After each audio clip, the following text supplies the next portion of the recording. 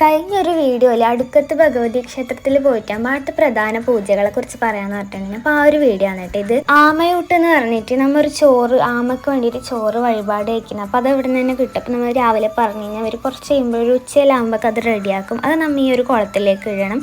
എന്നിട്ട് അവിടെ നിന്ന് വെള്ളം കോരിയിട്ട് ഇതാ ഈ ഒരു വിഗ്രഹത്തിൻ്റെ മുകളിൽ വയ്ക്കണം. അപ്പോൾ ഇത് ആമയൊക്കെ വന്നിട്ട് ആ ഒരു നമ്മൾ കൊടുത്തിട്ടുള്ള ചോറ് കഴിക്കുന്നതായിട്ട് കാണാൻ പറ്റും കേട്ടോ. കുറച്ച് സമയം അവിടെ നിന്ന് കഴിഞ്ഞാൽ അപ്പോൾ ഇതാണ് ഇവിടുത്തെ ഒരു പ്രധാന വഴിപാട്. അപ്പോൾ ഈ ആമയൂട്ടൊക്കെ ചെയ്തിട്ട് നമ്മൾ പ്രാർത്ഥിച്ച് കഴിഞ്ഞാൽ ആ കാര്യം നടക്കുന്നതാണ് വിശ്വാസം. പിന്നെ അടുത്ത ഉച്ചയൂണ് വേണമെന്നില്ല, രാവിലെ പോയപാട് തന്നെ വഴിപാട് കൗണ്ടറിൽ പറഞ്ഞിട്ട് 20 രൂപ അടക്കാനുണ്ട്.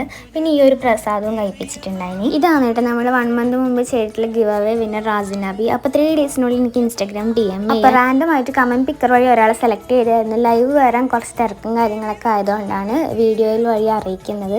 പിന്നെയെന്ന് വെച്ചാൽ ഈ ഒരു ഗിവ് അവേ കിട്ടാത്തവരാരും വിഷമിക്കണ്ട. ഈ നെക്സ്റ്റ് ഗിവ് അവേ പ്ലാൻ ചെയ്യുന്നുണ്ട്. അപ്പോൾ എന്താ വേണ്ടതെന്നുള്ള ജസ്റ്റ് കമൻറ്റ് ചെയ്താൽ മാത്രം മതി.